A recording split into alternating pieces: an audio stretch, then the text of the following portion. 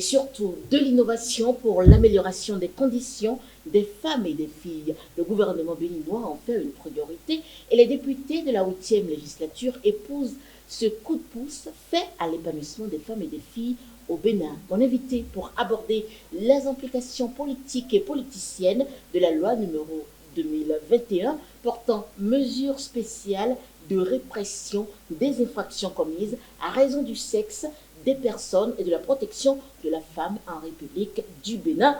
Jos Perzo Anago, directeur de publication du média La Dépêche et Afrique Info. Il est notre invité sur cette émission Entretien-Analyse de Reporter Bénémonde. Bonjour et bienvenue sur ce plateau. Bonjour chers consoeurs, bonjour aux internautes de votre chaîne. Alors, pour démarrer cette émission, vous vous insurgez déjà contre le fait que la loi porte sur des mesures spéciales de répression des infractions à raison du sexe. Expliquez un peu, Jos Perzo. Oui, vous savez, chat échaudé craint l'eau froide, dit-on. Oui. Nous avons encore en mémoire l'exemple de la criette qui était très spéciale. Et par fini, on a vu aussi les spécialités qui ont couru après. Et donc, dans le même ordre d'idée, on se rend compte qu'il s'agit ici de dispositions spéciales, d'une loi spéciale. Et donc là, également, quand on va à l'intérieur de cette disposition, on se rend compte effectivement qu'il y a tellement de choses spéciales que cela tend à imaginer la suite. Et la suite ne sera pas vraiment coquette, ne sera pas heureuse. Déjà, nous avons vu dernièrement plusieurs lois de votées par la 8e législature. Est-ce que vous ne pensez pas que cet effort de la 8e législature participe à avancer le droit des femmes aujourd'hui au Bénin? Bon, je suis plutôt d'avis contraire parce que trop de lois nous à la loi. Et nous sommes dans le cadre d'espèces. Vous voyez, depuis quelques moments, la 8e législature s'est illustrée dans des prises de loi, de tests à la peine. Au point où parfois même certains députés de cette législature ne comprennent pas ou ne prennent pas la peine, n'est-ce pas, d'approfondir leur connaissance de cette disposition et passent au vote. Il y a des votes qui se font d'ailleurs, comme à l'accoutumée, nuitamment désormais dans cet hémicycle, et où ce n'est pas de la boutade de dire que certains députés découvrent même le contenu de certains tests qu'ils sont censés avoir contribué à voter. Et donc, je ne pourrais pas dire que toutes ces lois ou tous ces tests sont pour le bien de la femme. Encore que la femme est-elle vraiment demandeuse de tout ce qui se passe autour d'elle? Et pour elle, nous chante-t-on? Il n'y a qu'à voir la configuration de l'Assemblée nationale aujourd'hui pour dire, et même la configuration du gouvernement de la République du Bénin, sous la rupture, pour se demander qu'est-ce qui est véritablement fait pour la femme. N'utilise-t-on pas aujourd'hui le vocable femme pour régler des problèmes politiques, purement politiques ou politiciens, pardon. Donc voilà, il y a lieu de se poser la question de savoir, vraiment, toute cette flopée de tests, de lois, est-elle réellement au service de la femme? Je dirais pas véritablement.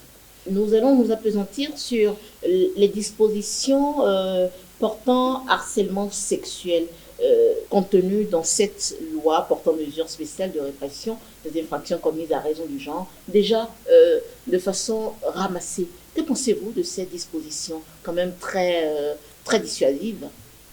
Oui, il y en a certaines qui sont dissuasives, encore que quand on remonte un peu sur le code des personnes de la famille, on devrait se suffire de ce qui est dit pour avancer.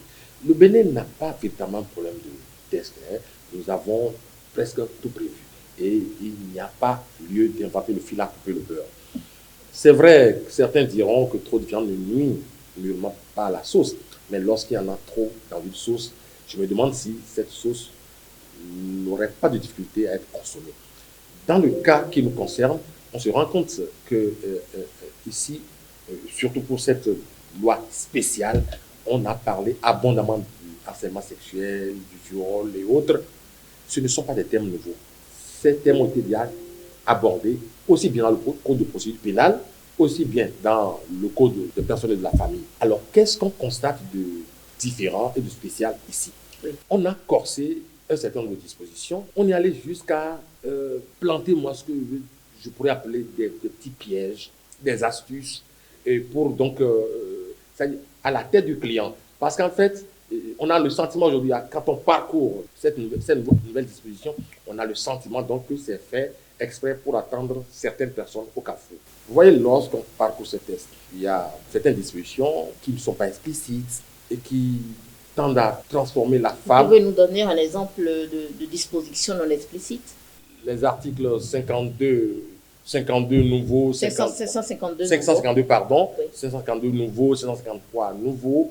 Vous allez voir, il y a une flopée de dispositions qui se contredisent à la limite, ou même partant, on incite à la délation. On incite même à la délation. Il y a des dispositions qui incitent à la délation. C'est-à-dire, lorsque vous contribuez au succès de l'enquête dit-on, bon, à un moment donné, compte tenu de votre degré d'implication, vous serez exempté. Et aussi, il y a des dispositions qui sont assez floues où on parle du harcèlement. Et on décrit ce que c'est que le harcèlement, parce que vous donnez des ordres, vous mettez sous contrainte. Ça, c'est l'article 748.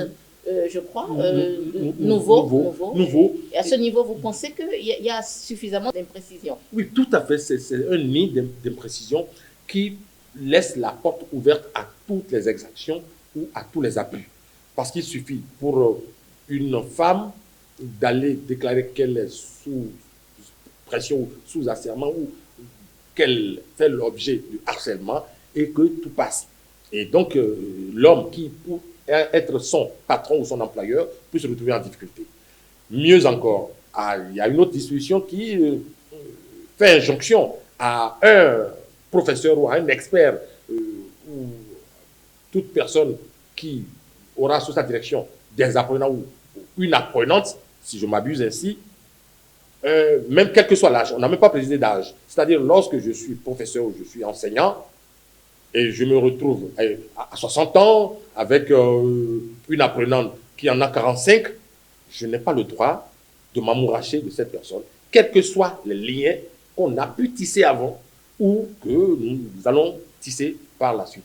Et donc, tout ça, ce sont autant d'imprécisions, autant de flou qui constituent une porte ouverte aux abus. Lorsque vous parlez d'imprécision, par exemple, lorsqu'on prend l'article 548 nouveau, le législateur a quand même bien prévu vers la fin du test que lorsque il y a eu ici pour des fins sexuelles. Mais alors, à ce niveau, comment est-ce qu'on peut parler encore d'imprécision? Vous voyez, c'est-à-dire cette disposition kilométrique qui débouche juste de façon laconique sur à des fins sexuelles. Mais on parle de contrainte, à la limite de pression, d'ordre donné. Mais quel employeur ne donne pas d'ordre à son employé? Mais lorsqu'on a fini de donner des ordres, des injonctions, à la limite de la pression à son employé du sexe féminin, et qu'à la fin, cette dernière estime que tout ça ne concourt qu'à un harcèlement sexuel, ben, vous êtes pris à défaut. Ça pose un problème. Il faut définir clairement en quel moment précis on peut parler de harcèlement sexuel. Mais lorsque moi, j'ai une employée, je peux lui donner des ordres. Je peux la mettre sous contrainte. Et d'ailleurs, même lorsqu'on vous recrute, on dit aimer les travaux sous contrainte et tout le reste. Eh bien, aujourd'hui, ces contraintes peuvent être interprétées comme du harcèlement parce qu'il suffit seulement qu'une femme, et là on est en matière politique ou dans un espace politique ou un contexte politique, où la femme peut aller se plaindre, où des gens peuvent inciter une femme à se plaindre de son patron. Tous les ingrédients sont réunis pour que ce dernier se retrouve en difficulté. Et on peut vous mettre en difficulté, quitte à ce que cette femme se rebiffe. Mais lorsqu'elle se rebiffe, c'est que le mal, le faux mal ou le pseudo-mal qu'on vous reproche a déjà été fait. Vous êtes déjà dans les médias, on vous a même interpellé. Et là, il y a le législateur a prévu, ou les initiateurs ont prévu, comme par hasard, l'article 48 du Code de procédure pénale, qui cite un chapelet de sanctions ou d'interdits contre tous ceux qui auraient été reconnus coupables, même présumés coupables. Est-ce qu'on pourrait lire quelques extraits? Bien sûr, et c'est assez dommage parce que, vu sous cet angle, l'article 48 du Code, qui a été d'ailleurs amplement cité dans les nouvelles dispositions, dit ceci, article 48, l'interdiction des droits civiques et civils et de la famille porte sur le droit de vote.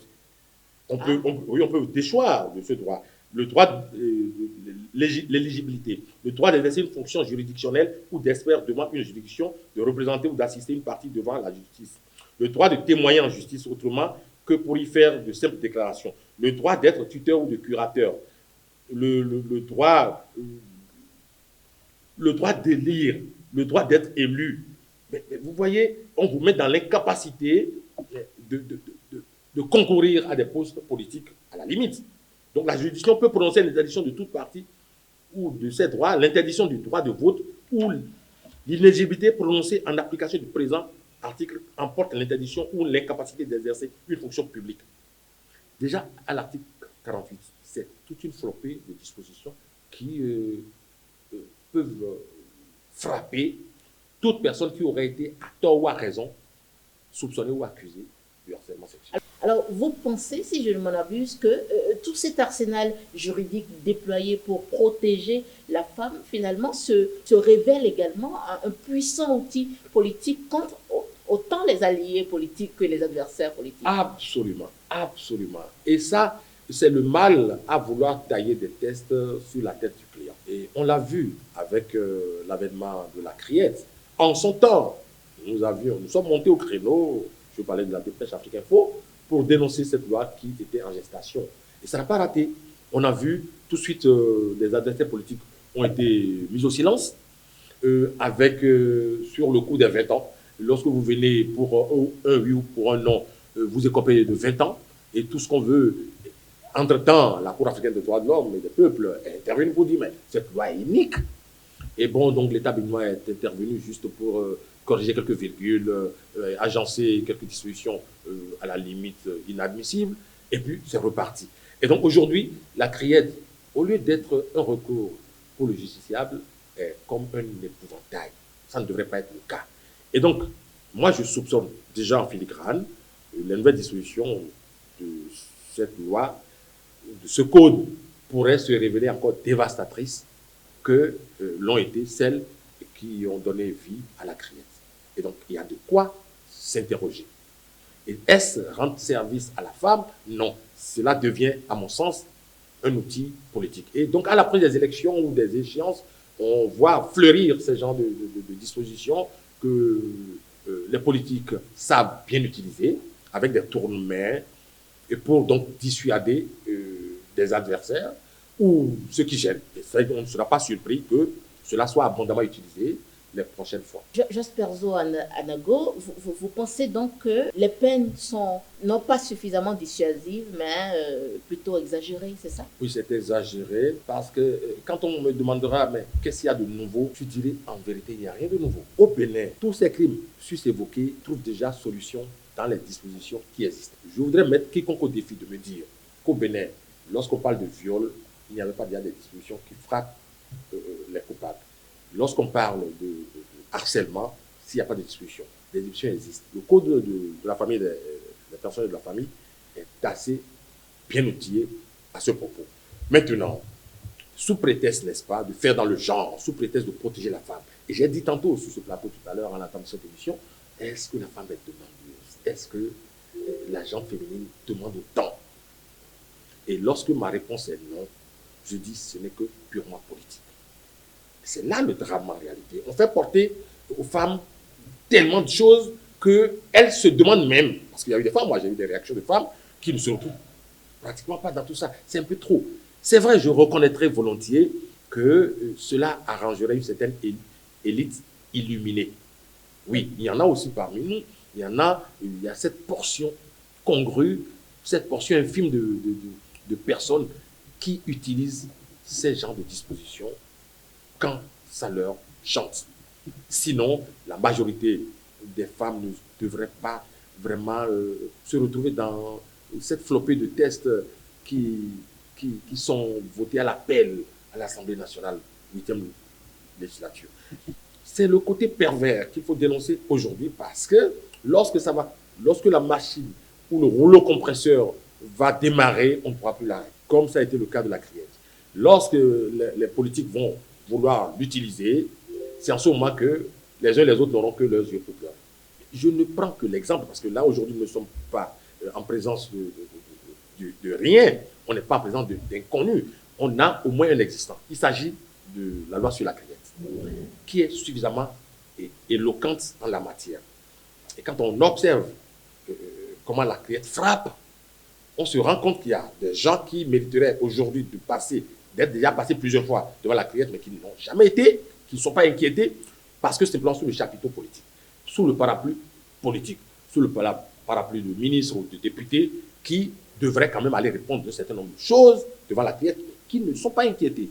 Chaque jour que Dieu fait sous les cieux de la rupture, il y a des faits qui sont reprochés ou des faits qui sont constatés à des citoyens qui devraient pouvoir aller en répondre, mais qui ne le font pas, parce que ceux-là sont largement protégés par la politique. Et d'un autre côté, ceux qui empêchent de tourner en rond, c'est-à-dire les grandes gueules, ceux qui parlent, les opposants, si on peut ainsi les citer, parmi ceux-là, il y en a qui ont dû prendre la clé des champs, il y en a qui ont écopé de condamnation, et certains sont même en prison, et tout le reste. Je ne voudrais pas revenir sur certaines affaires liées à une bouteille de champagne. Non, non, non, je ne voudrais pas évoquer ces vieilles affaires où déjà l'un des condamnés va bientôt purger ses 5 ans de prison. Je ne voudrais pas citer de nom, mais je ne voudrais pas non plus rappeler que dans des affaires où le Bénin a perdu de ses privilèges, de sa grandeur, les gens sont aujourd'hui libres de tout mouvement, mais la criette est là. Je ne voudrais pas non plus rappeler que ici, il y a eu des domaines de l'État bradés, dont les premiers auteurs sont en toute liberté en ce moment. Et celui qui est censé avoir été auteur du Récel est en prison. Donc, alors, lorsqu'on a ces faits en face de soi, on peut se demander à quoi retourneraient ces nouvelles dispositions désormais lorsqu'on voudrait empêcher des gens de compétir. On a vu le cas de l'ancien Premier ministre, Lionel Zissou ici. Ils étaient nombreux à aller aux élections, candidats à la présidentielle de 2016. Est-ce que ces lois n'ont pas vocation d'éduquer aussi la gente masculine? Mais éduquer dans quel sens, s'il vous plaît? Lorsque je dis tantôt qu'il existe déjà suffisamment de lois. Le Bénin est pourvu de tests. Il y a tellement de textes, de lois, qu'en créer de nouveaux qui ressemblent comme 2 gouttes d'eau aux anciens tests, sauf qu'on les corse. Moi, je dis, on n'a rien inventé. Est-ce que vous ne pensez pas que le vote de ces lois, au finish, n'ont pas pour objectif de hisser l'État béninois à un rang d'État beaucoup plus sérieux, beaucoup plus engagé dans la cause de l'épanouissement de la femme? Je suis très féministe. Les femmes, elles le savent, celles qui me suivent savent que je suis très porté sur leur cause. Mais je ne voudrais pas particulièrement la femme. Je suis un ardent défenseur des droits humains. Mais je suis certain que si le Bénin se hisse plutôt sur le piédestal d'un état de droits humains, je suis certain qu'à l'intérieur des droits humains, il y a toutes les composantes de la nation. Les enfants, les femmes, les personnes handicapées et que sais-je encore, qui sont protégés d'office. Mais c'est que quelque part, cela n'est-il pas un aveu de l'État béninois ou de l'État tout court qui, se sentant un peu à l'étroit par rapport au respect des droits humains, se particularise dans des volets ou des compartiments donnés, à savoir, on choisit les femmes aujourd'hui. Mais vous savez, c'est un secteur assez porteur. Ah oui, lorsqu'on commence à parler des femmes, vous savez, les femmes constituent 80% de la population. C'est pas négligeable. C'est important. C'est une grosse masse. Et donc, le politique a du flair. Et donc, on sait, mais attendez, lorsqu'on va parler des femmes, on a vu des hommes politiques ici, à l'Assemblée nationale, dire qu'il faut désormais que les femmes puissent occuper les postes politiques. Il faut que les femmes puissent occuper les postes administratifs. Et il faut même voter des lois. Je dis, mais on n'est pas obligé d'aller voter des lois. À chaque chose, à tout bout de champ, il faut voter des lois. Je dis non. Au sein des partis politiques, quelle est la politique interne qui se mène pour que la femme s'épanouisse? Je n'en trouve pas. Il n'y a qu'à regarder aujourd'hui la configuration de l'Assemblée nationale, je l'ai dit tantôt ici. Mais si les politiques sont aussi sensées, aussi imprégnées des réalités que vivent les femmes, et que si tant est qu'on doit particulariser la place de la femme dans notre société, mais pourquoi ne pas commencer déjà par faire moitié-moitié à l'Assemblée nationale? Je les mets au défi, s'ils sont sincères, de faire moitié-moitié à l'Assemblée nationale. c'est-à-dire moitié femme, moitié homme. Avant l'Assemblée nationale, déjà par le gouvernement. Par le gouvernement, que le président de la République, le président Patrice Talon, qui défend la cause des femmes, je ne voudrais pas mettre le président au défi, mais je voudrais, puisque j'ai contribué à les lire, je voudrais le mettre au défi de faire 50-50 moins au gouvernement et je serai pris à défaut. Mais ce n'est pas le cas. Il y a très peu de femmes aujourd'hui au sein du gouvernement. Et quels sont les portefeuilles qu'on leur a accordés d'ailleurs? Je voudrais que ce soit le prochain ministre des Finances soit une femme. Le prochain ministre d'État soit une femme. Mais pourquoi pas? Lorsqu'on commence par procéder ainsi, je pense que déjà, au niveau de notre société, au sein de la société qui est assez conservatrice, les choses vont changer. Même déjà au gouvernement, on a une femme ministre d'État. On a une femme Premier ministre. Enfin, si je n'exagère pas. On a une femme présidente de l'Assemblée nationale. On a une vice-présidente au Bénin. Vice-présidente de quelle institution? Je suis tenté de dire, si cela consiste à reléguer quelqu'un au rang de spectatrice, bon, moi, je me mets en défenseur des causes des femmes spécialement pour ça et dire non, la vice-présidente de la République, si je suis tenté de le dire, n'est pas dans son bon rôle en ce moment. Si le rôle doit consister à aller déclarer que le Bénin exige la libération de Alpha Condé, alors que nous avons des dizaines de prisonniers béninois ou des femmes qui sont en prison au Bénin et qu'on n'en parle pas, mais qu'on parle de ce qui se passe jusqu'en Guinée-Conakry, ça pose un problème. Donc c'est reléguer quelqu'un dans des rôles qui ne sont pas des rôles nobles. Jos Perzo Anago, avant de finir cette émission, que doit-on faire selon vous, à défaut de nuire à ces dispositions législatives, amoindrir quand même leurs implications, parce qu'aujourd'hui, personne ne voudra demander l'abrogation, le retour en arrière pour ces lois en faveur de la femme. Donc qu'est-ce qu'on doit faire pour quand même nuire un tout petit peu à la mise en œuvre? Oui, mais l'erreur est de croire que c'est pour l'épanouissement de la femme. J'ai dit tantôt, pour l'épanouissement de toute la population béninoise, il faut instituer le respect réel des droits humains. Lorsqu'on l'aura fait, l'enfant qui est dans le sein de sa maman est déjà protégé. L'homme d'affaires qui veut vendre des cacahuètes à côté est protégé, ainsi de suite, ainsi de suite. Mais ce n'est pas le cas. C'est-à-dire, ceux qui sont appelés à mettre en valeur ces lois sont ceux qui se protègent de ces lois. Et donc, que faire? Moi, je dis, c'est de revenir aux fondamentaux. Le Bénin devrait rester un État de droit. Nous avons suffisamment de tests. Est-ce qu'on a fini de s'approprier ces tests? Je ne voudrais pas faire de discrétion pour dire, même la loi fondamentale du Bénin, la constitution du Bénin de 90, dites-moi ce qui fait que cette constitution ne pouvait pas faire le bonheur des Béninois. Cette constitution, de mon point de vue, n'avait pas besoin d'être modifiée. Pour dire, la modification a apporté quoi de concret aujourd'hui au Bénin? Que l'Assemblée nationale n'ait plus la possibilité aujourd'hui d'interpeller le gouvernement. Enfin, il y a tellement de volets, de comportements dans lesquels moi je ne retrouve pas véritablement l'exercice des droits humains au Bénin. Les droits humains se répétissent au moment où chaque jour il y a de nouveaux tests. La femme ne semble pas, de mon point de vue, demander trop. Non. Elle veut sa place juste et valorisée au sein de la société. Elle veut que ses droits soient respectés. Et je dis, si les droits humains sont conformes et équitables pour tous, la femme trouvera son compte. Ni plus ni moins. On peut s'en tenir à ça et avancer. Ce n'est pas la quantité de lois que nous exerçons à pondre chaque matin qui fera la vie belle à la femme. C'est la pratique réelle. Que le gouvernement passe à 50% de femmes, que l'Assemblée passe à 50% de femmes, et vous allez voir comment est-ce que tout cela sera anobli. Merci, Jos Perzo Anago. Je rappelle, vous êtes directeur de publication du média La Dépêche, Afrique Info. Le propos de notre émission tenait aux implications politiques et politiciennes de la loi numéro 2021 portant mesures spéciales de répression des infractions commises à raison du sexe, des personnes et de la protection de la femme en République du Bénin. Mesdames, Messieurs, merci de nous avoir suivis.